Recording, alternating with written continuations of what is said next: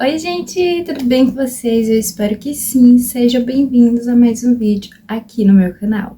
No vídeo de hoje eu vou trazer para vocês lido de março e abril, no caso todos os livros. Já começo falando para vocês que não foram muitos. Eu li ali 4 livros, porém não foi dois, né? Foi 1 e 3 no outro, mas finalmente finalizei leituras que estava desde 2025. Mas o importante é isso. Eu já tô aproveitando esse novo modelo que eu tô trazendo para vocês de leitura do mês, com também já uma forma de resenha, que eu consigo falar um pouco da sinopse para vocês e também o que eu achei da escrita, alguns acontecimentos, sem ser tanto spoiler, ok? Então, se tiver alguma coisa de spoiler, eu aviso para vocês, tá? Não precisa sair do vídeo ou algo do tipo, tá? Eu aviso, eu digo para vocês. Mas enfim, aqui em Imperfeito, de Christina Lauren, na verdade são duas escritoras e cada uma tá aqui um nome, né? E assim forma esse pseudônimo delas duas. Bom, aqui nessa leitura é um livro curtinho de 252 páginas, mas mesmo assim não foi uma leitura que eu gostei tanto. Agora, conhecendo a história, a gente tem aqui uma protagonista principal que se chama Olive. E Olive, na verdade, ela é uma garota que ela é considerada ali a mais azarada entre a irmã gêmea dela, já que é Ollie e Amy. Porém, vai acontecer ali o casamento da irmã dela e o que acontece é que a Ollie, ela é alérgica a frutos do mar, então ela não vai consumir ali várias das comidas que tem no buffet.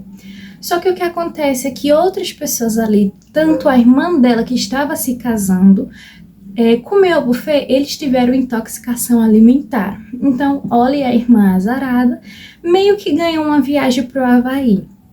A irmã dela, Amy, é o tipo de irmã, enquanto Ollie é azarada, Amy é sortuda. Ela ganha premiações, sorteios e tudo mais. Tanto que o buffet foi um sorteio ali que ela conseguiu. E agora, a viagem para o Havaí também foi um sorteio que ela conseguiu, porém não dá para mudar a data.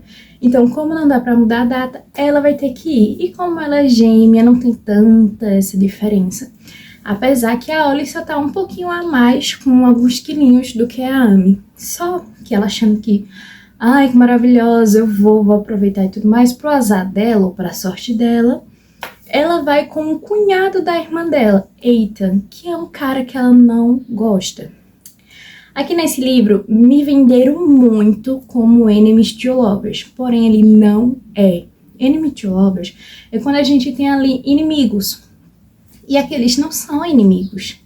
Eles não são rivais, eles não se odeiam. Aqui a gente tem 3 tropes literárias. A primeira é Dislike to Lovers. Pronto, nesse Dislike to Lovers, eles não se gostam assim, só que não existe um motivo maior, ela só não vai com a cara dele, porque ela também não gosta do cunhado dela, então ela não vai com a cara desse irmão dele, que é o Ethan, não vai com a cara do Ethan. Então, tipo, não tem um motivo maior, sabe? Ah, eu odeio ele porque ele é insuportável, que ele é isso, que ele é aquilo. Não, não tem isso. O segundo motivo é que eles vão ter ali uma forte proximity, ou uma proximidade forçada, porque como ela ganhou a irmã da gêmea e tudo mais, ela consegue se passar pela irmã dela, só que o problema seria quem vai ser o noivo, já que o noivo não é gêmeo, mas o menino, o Ethan, eles têm os mesmos sobrenomes por ser irmãos, então ele vai se passar pelo irmão com o sobrenome. Eu achei um furo, né? Porque assim, pra nossa protagonista, ela mostra a identidade da irmã dela, tudo direitinho.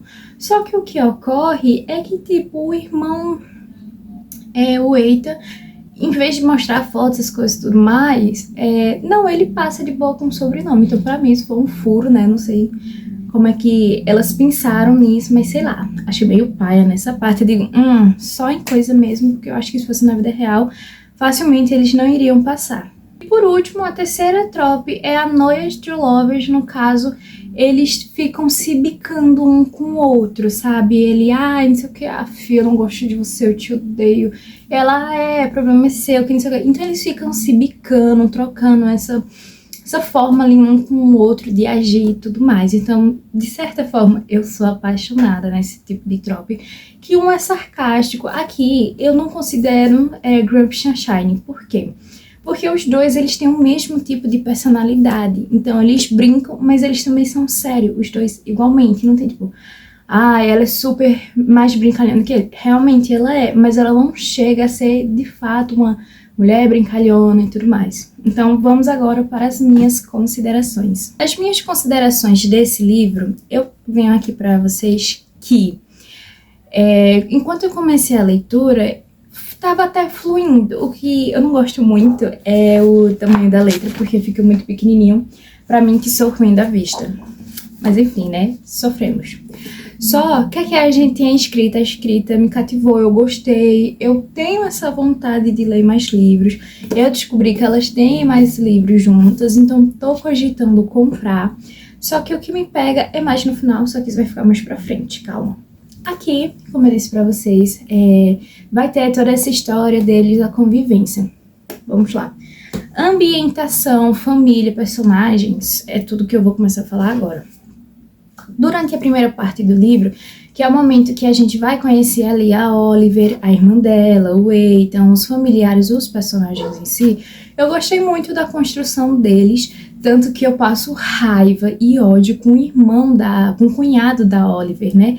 O marido da irmã gêmea dela. Ele é um homem muito nojento, insuportável, mal amado. Então elas foram muito boas na criação dos personagens, porque de fato eu odiei esse cara. Segunda parte eu me irritei muito com a Oliver, porque ela não sabe mentir, então ela vai se envolver em muitas coisas. Não é spoiler, tá? Tá na sinopse do livro. A Oliver, ela vai ficar desempregada, então ela durante essa viagem e tudo mais. Só que durante esse momento da viagem que ela vai com o Ethan, ela vai descobrir, vai conhecer ali o futuro, a futura pessoa que vai contratar ela. Só que, como eles estão tendo ali essa proximidade forçada, ela vai dizer que é uma viagem, uma lua de mel, então ela vai dizer que tá casada. Pra essa pessoa que futuramente vai ali conversar com ela e tudo mais. E ela, eu tô casada e não sei o quê. Só que quando ela chega de viagem durante a metade do livro, ela vai ali para essa entrevista de empresa e diz, na verdade eu não tava. Então ela é demitida, né? Ela já perdeu o cargo, né? E fica desempregada novamente. Ela é azarada à beça. Então, isso aqui acabou me irritando um pouco, mas tá, tudo bem, ok. Não sendo eu a Roche. Só que aí, durante o final do livro, foi o momento que eu mais achei o Ethan insuportável. Porque a forma como ele defendeu o irmão dele, isso já é spoiler, né? Então não vou contar pra vocês. Mas no final do livro, durante a metade do livro, que é quando acontece a viagem, a gente vai conhecer ali mais sobre o Ethan, a família dele, o cunhado da Olive e tudo mais. E a gente vai perceber mais ainda que o irmão dele não é uma flor que se cheire, não é um cara legal, não é um bom marido, um bom esposo, não é um bom amigo, não é um bom irmão. E o Ethan vai perceber, oxe, não, você tá falando mal do meu irmão, não sei o que, eles meio que vão ter essa rixazinha.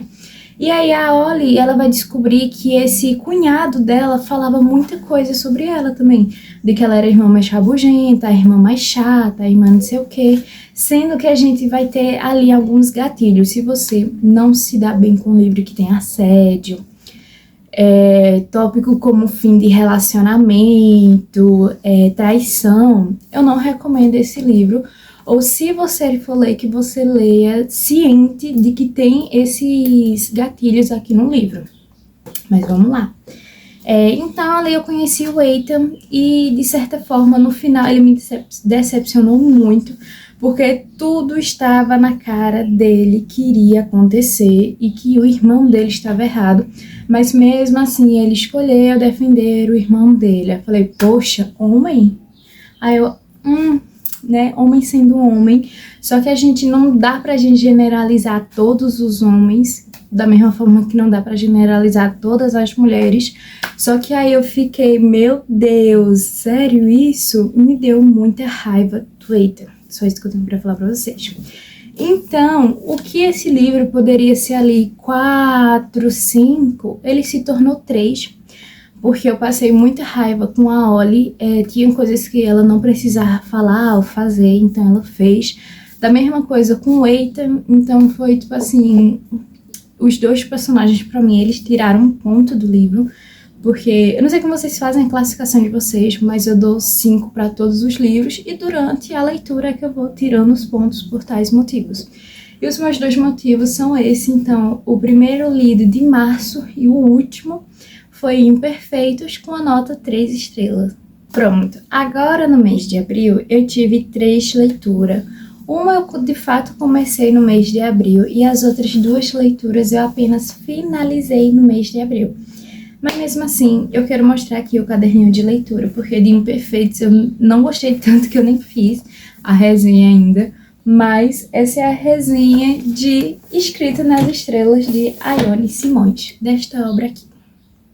Escrito nas Estrelas de Ione Simões, eu sou apaixonada na escritora, primeiramente. Eu adoro ela, eu tenho o primeiro livro que eu tive contato com ela, que é Um Salto para o Amor, tá na outra estante lá atrás. Mas, mesmo assim, eu pensei nesse e digo, vai ser maravilhoso, talvez seja o meu novo favorito dela, e na verdade não foi, né? Ele já não gostei tanto, mas eu vou contar pra vocês muitas das coisas sobre esta obra, bora lá? Agora vindo aqui com a sinopse de Escrito nas Estrelas, temos a protagonista chamada Fernanda. Fernanda é uma jovem de 21 anos que terminou seu relacionamento com Vinícius, um relacionamento ali de 2 anos.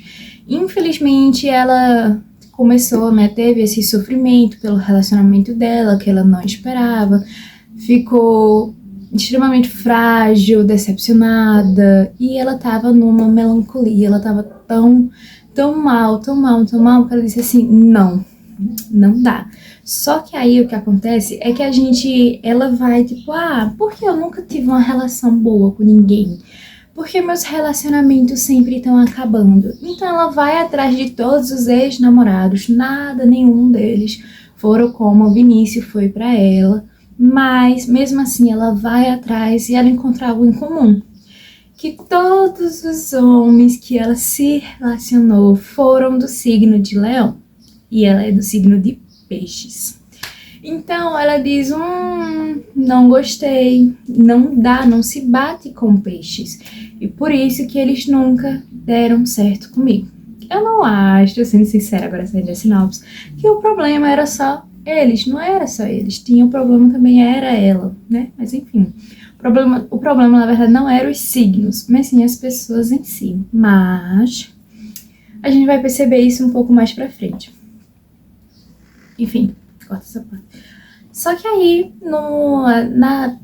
que aí um pouco mais pra frente, a Fernanda, ou Nanda, vou chamar de Nanda, ela vai fazer um projeto pra ela. Então ela tipo assim, projeto Escorpião, vou ver todos os homens que eu quero que participe, que seja do signo de Escorpião, porque são perfeitos e são os que vão dar certo pra mim. Então ela pega ali 10 nomes de homens e vai atrás de Facebook, Instagram, alguma outra rede social, até o WhatsApp, se der, Snapchat, atrás desses homens que ela colocou numa planilha, num papelzinho, e ela vai riscando. Fulano descartado, não deu certo por isso e isso. Ciclano, vixe, piorou. Não sei quem. Só que aí ela tá indo atrás desses homens de signo de Escorpião, só que do mesmo jeito não dá certo. E agora, saindo da sinopse, indo para as minhas considerações, a Nanda, ela é uma boa personagem. Ela é uma boa mulher. A gente tem um personagem maduro. E diferente de Imperfeito, que os personagens têm quase 30 anos, se não 30, aqui nesse livro a gente tem personagens com 24, 26 anos mais ou menos, e são maduros. Eles são novos, saíram ali da adolescência, se tornaram jovens adultos e são maduros. Enquanto personagens aqui que tem 24, 26, no máximo 30, o que eu acho 28, são extremamente infantis. Mas, enfim, bora pra esse livro. Aqui, a Fernanda, ela faz uma faculdade, então ela tá ali no momento do TCC dela, ela divide um apartamento com a amiga dela, ela tem a mãe dela, o padrasto, a irmãzinha dela e tudo mais. Então, de vida, ela acaba tendo ali uma vida um pouco mais tranquila do que muitas pessoas. E ela trabalha em um restaurantezinho, só que ela fica na parte ali, não é na financeira, mas na organização. Então, o curso que ela tá fazendo também ajuda muito, porque ela tá criando algumas formas de saber como deixar o preço melhor, de como colocar também as validades dos produtos em uma planilha e tudo mais. Só que ela tá ali como uma estagiária, então ela passa só 4 a 6 horas por dia nesse trabalho, então ela tá ali achando que vai ser fichada, porém o dono desse estabelecimento é um velho muito chato, então ele vai chamar o filho dele para ir trabalhar, o sobrinho dele para ir trabalhar lá. Quem é o sobrinho? Cadu. Cadu é de que signo? Leonino. Então, Cadu vai ser o nosso protagonista masculino e o par romântico da Nanda. Então, durante esse momento dessa história, a construção do relacionamento dos meninos, eu achei maravilhoso. Porque da forma que eles começam ali, oi, tudo bem, nossa, que massa, mas depois eles descobrem a bomba que vão ter ali que competir pelo trabalho, a vaga, então eles ficam meio que distantes. O Cadu não quer que ela perca o trabalho e ela não quer perder o trabalho pro Cadu, porque ela já mostrou ser eficiente e tudo mais. Ela fica tipo assim, você quer isso, tá tentando roubar meu lugar só porque você é sobrinho dele, você acha que você tem um direito? Sendo que, na verdade, ele teve outros problemas que vai ser contado durante o livro, né? Até que tem 415 páginas. E é isso, gente. Eu não vou contar mais porque senão torna spoiler. Eu só quero dizer pra vocês que leiam. A trope desse livro ali é autoconhecimento, né? Ela tá se conhecendo ali, vai passar por uma jornada. Então, tanto que o projeto dela vai sair de projeto Escorpião para projeto Nanda. Ela vai colocar coisas que ela precisa, ela vai passar ali por um momento que eu fiquei tipo assim, uau, que bom que ela tá se conhecendo. Porque tem um momento que eu realmente fico, a vida dela só vai se tornar, tipo, a vida dela só vai ser ao redor de homem. Ela tá em busca pra ter uma vida feliz por homem.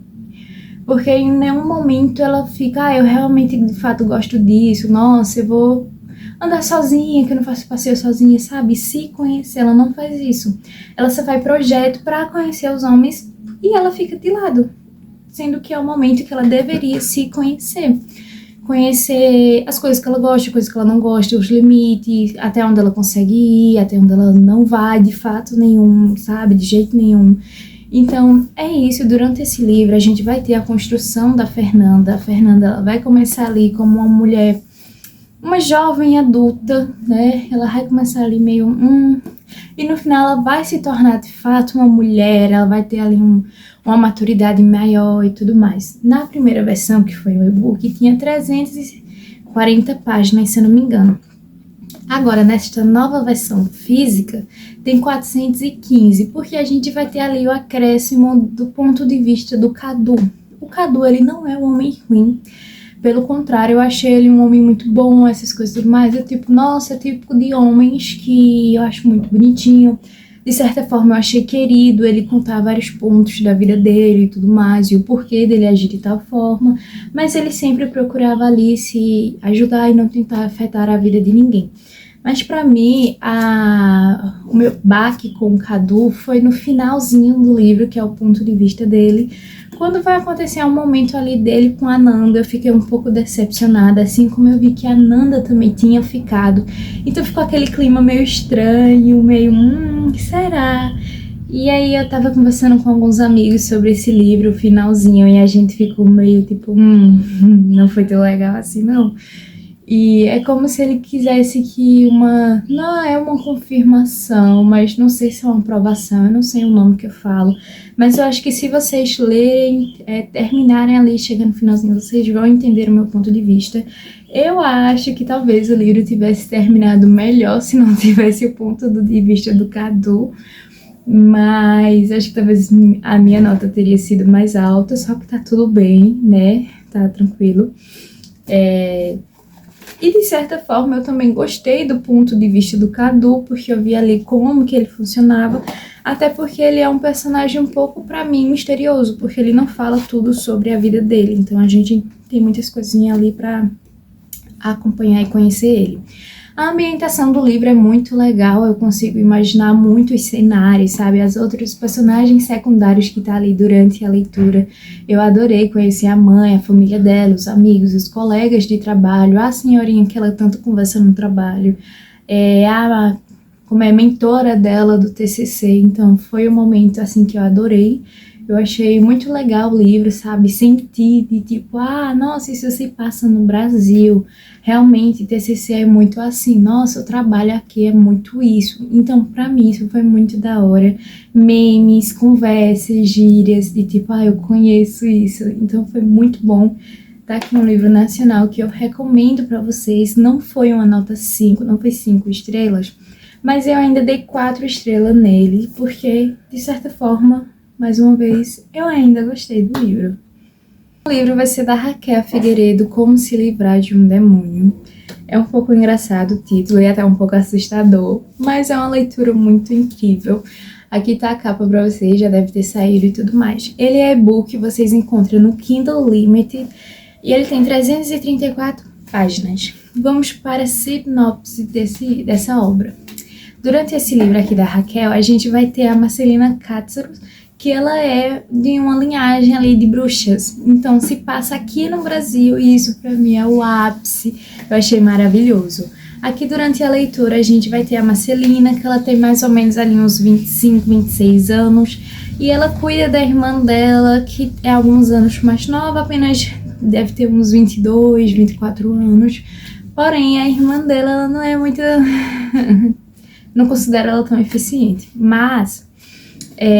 Marcelina Lina, ela é uma garota muito ocupada, ela tá sempre só o pó, exausta e tudo mais, porque além de cuidar da irmã dela, já que elas não têm mais familiares vivos, então ela acaba ali cuidando da cafeteria da irmã dela, sem contar que elas acabam devendo muito por não ter ali esse dinheiro para pagar algumas coisas. Então a Marcelina começa a envolver as magias, feitiços, de tipo, eu pago o próximo mês. Chega o próximo mês, a pessoa vai lá e tipo, eu pago o próximo mês. A pessoa se esquece, volta e tudo mais, e é assim o feitiço.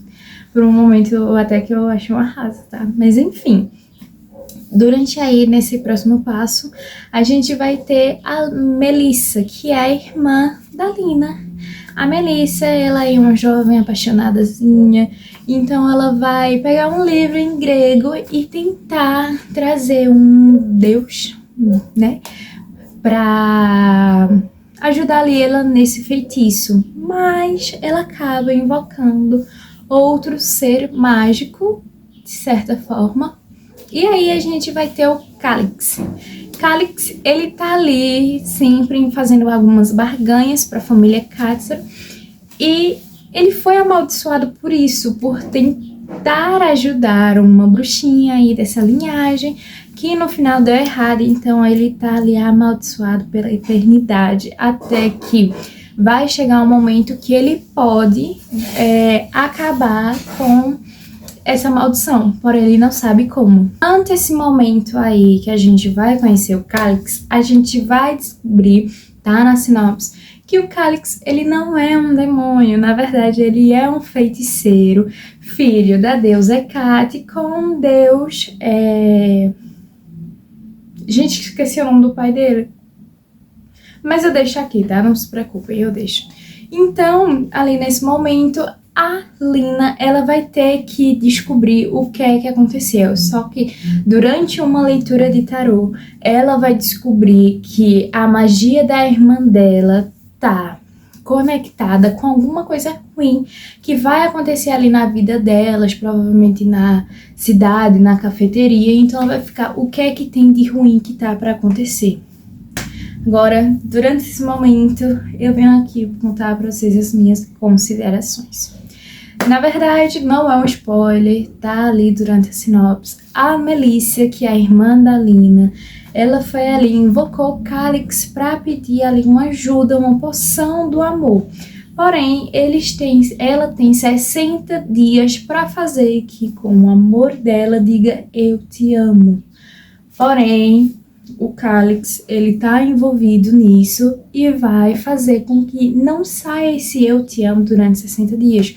Porque isso não é uma maldição, é uma barganha, tá predestinada para dar errado.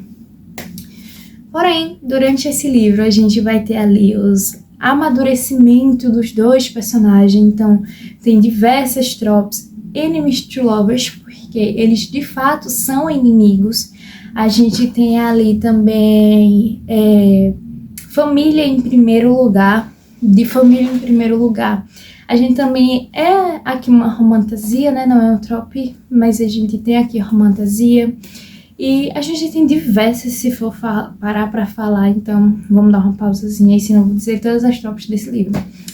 Durante a leitura, foi uma leitura que eu gostei muito, eu ri muito, tenho muita vontade de continuar lendo os livros da autora. Inclusive, eu acho que Meu Namorado é um Super-Herói, uma coisa assim, da autora já se tornou um livro físico. Se eu não me engano, tá na pré-venda. Tinha ele e-book, tava pra retirar, então acho que já tiraram. E eu quero muito comprar o livro físico dela pra ler, porque é muito bom, gente, de coração. Mas continuando, a gente vai ter ali a Marcelina como a família em primeiro lugar pra ela. Então ela vai tentar ali ir atrás do Calix e saber por que você amaldiçoou minha irmã, sendo que na verdade não é só a irmã. A linhagem toda dela tá amaldiçoada.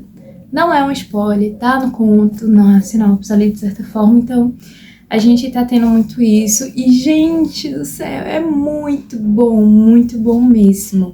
A gente vai ver ali que nenhum dos dois são Grumpy Sunshine, ou talvez se for, pode ser invertido, porque o Calix, ele é, de certa forma, sério, só que ele é muito sarcástico, muito mesmo. De um momento que é, assim, insuportável, ele só vive brincando, sendo sarcástico, tendo esse humor ácido. Enquanto a Lina, ela é bem mais séria, só que ela não tem tanto ela não é tão sarcástica quanto ele, ela tem esse humor ácido, mas também nem tanto. E ali, durante a leitura, a gente vai conhecendo um pouco da linhagem da Lina, quem foi a avó, quem foi a família, os problemas que ela enfrenta com a irmã, porque a irmã dela já é mais velha, já tem ali uns 20 e poucos anos, só que ela trata a irmã como se ela fosse uma adolescente, uma criança, as coisas e tudo mais. E acontece que o Calix vem ao mundo delas porque a Melissa, ela não sabe ler grego, então ela não sabe o que ela tá falando, o que tá invocando, né? Ela acaba lendo, mas não sabe o significado, não sabe a tradução, não entende, não tem esse entendimento. Então acaba afetando ali a vida das duas, então a gente vai entender ali um pouco de todo esse contexto da história. Se passa no Brasil, se eu não me engano, em Minas Gerais, uma coisa assim. Se for, eu falo, deixa a cidadezinha aqui que se passa tudo direitinho pra vocês. Mas a gente vai ter ali muitos bichinhos, seres mágicos, e durante a leitura a gente vai ter ali essa aproximação da Lina com o Calix. Vai ser ali uma aproximação forçada de certa forma, porque os dois, eles precisam se ajudar. Primeiro, a Lina precisa descobrir que não vai dar errado, mas ela precisa saber como desfazer esse feitiço pela irmã dela, que a Melissa não sabia de um jeitinho ali que ia dar errado, né? Ela não sabia que iria dar errado, mas tinha essa noção de que iria dar errado. Porém, o Calix ali, ele fica ali com o humorzinho dele e tudo mais, e a Lina, ela começa a achar ele muito insuportável, tanto que ela tenta... esqueci o nome daquele negócio que os pessoal faz pra pegar os demônios, eu esqueci o nome. Ela tenta também matar ele de diversas formas, né? Foi um pouquinho de spoiler, mas é pra incentivar, pra ver se vocês têm mais essa vontade. Então ela tenta fazer algumas coisas com o Calix e dá super errado, porque ele é um ser mágico, né? Ele é filho de deuses, então sobrinho também, então, né, ele tem muito poder mesmo. E ele já tem ali, eu acho que quase uns 1000 anos, se não mais, e a nossa protagonista tem 26 anos. Não vou mentir que, tipo, na vida real, tipo, sei lá, a menina tem 20, o cara 50, eu já fico... Gente, 30 anos de diferença. Mas tipo, ai, super normal. Ela com 26 e ele, sei lá, 1000 anos. Bem naturalzinho. Mas eu não sei se de fato ele tem 1000 anos. Mas enfim, ele é muito velho, muito velho. Até porque ele acompanha várias linhagens da vida dela. E, enfim, continuando aí durante, eles vão ter... Ai, gente, alguns momentos. Eu já falo pra vocês que o livro é mais de 18, né? Para maiores de idade. Então, quando a gente começa ali nessa aproximação deles, a Lina, ela acaba tendo a bateria dela descarregada e quase vai de comes e bebes, por tentar ali ajudar a irmã e tudo mais. E é aí que vem o Calix, eles se aproximam, eles vão ter ali que lidar, saber lidar um com o outro.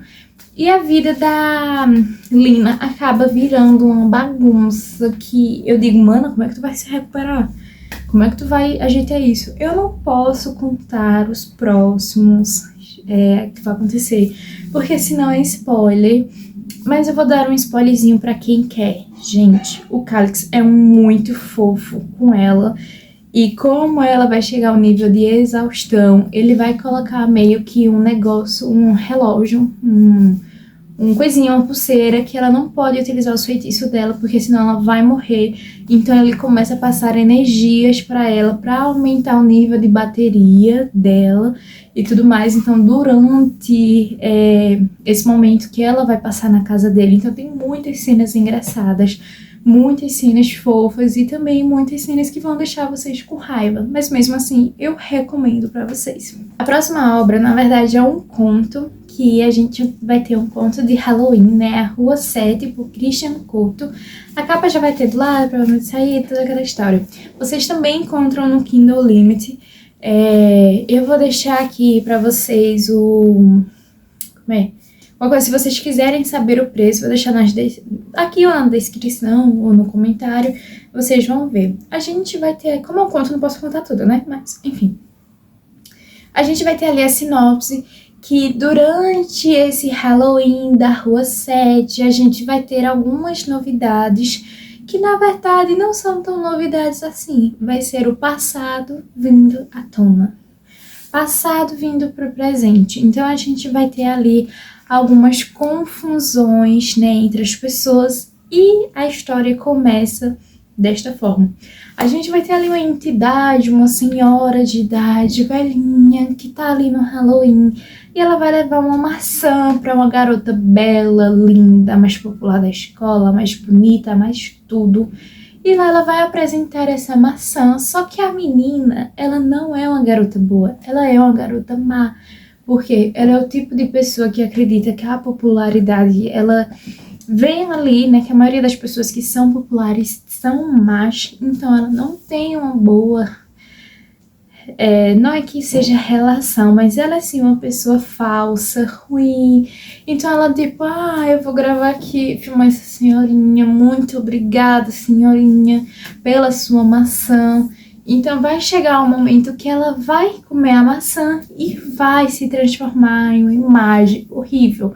Como ela era mais da escola, mais linda, mais tudo, ela vai se tornar uma velha, feia, horrível, gaga, só a misericórdia, dá um tapa, não morre e essas coisas. Parece que foi pisada. Meu Deus. Mas enfim, a menina vai ser feia. Feia, feia, feia. Então, um corpo jovem que ela tinha, poucas linhas de expressão, ela vai se tornar aquele rosto que vai estar derretendo, aquela situação que é horrível, né? Porque eu acredito para diversas pessoas. Só que aí, e medo de muitas pessoas. Porém, a gente vai perceber que foi merecido, porque durante o primeiro capítulo, a gente vai conhecer a nossa protagonista. Bom, durante essa Rua 7 vai ser em apenas uma noite, um Halloween e diversas mortes. Não sei se eu consigo falar, por causa do YouTube ele pode derrubar, mas a gente vai ter também diversos... Por quê? Os nossos personagens aí não é apenas não vai ser um secundário, sabe, poucos secundários, não, vai ser muito, porque cada capítulo é uma história. Vamos supor que a gente vai ter 5 contos ali, 5 capítulos, então a gente vai ter mais de 5, e durante esses capítulos vai ter momento que você vai ficar aflito, vai ter diversos tipos de falecimentos, não vai ser de forma simples. Então, assim, se você tem ali uns 16, 18 anos, cuidado. Se você tem 14, eu não recomendo. Existem outras formas de vocês lerem mistérios, suspenses, essas coisas, né? True crime. Mas enfim, crimes. Tem outras formas de você assistir, de ler. Então, não recomendo para um adolescente de 14. Eu tenho 14, vou ler. Eu tenho 15. Não. De 16 para cima, porque os falecimentos das pessoas ali são descritos de uma forma bem detalhada, de certa forma. Eu tô falando muito de certa forma, né? Mas enfim. A forma como eles vão de comes e bebes vai ser ali um pouco problemático, vai ser bem descritivo. Fulano teve isso, não sei o que, fulano teve isso aqui, fulano não sei o que, e isso. Então não vai ser uma coisa assim legal, né, de se ler. São vários capítulos, eu acho que são 10, 15, eu não lembro, mas eu acho que são 7, na verdade, ou é 9. É um número baixo, menos de 10, se eu não me engano. E ali, durante esses 10 capítulos, vamos ter 10 personagens diferentes, 10 casos diferentes, 10 situações diferentes. Uns motivos por bullying, outros por causa do dinheiro, outros por apenas prazer, essa necessidade de ser ruim, né? E por aí vai.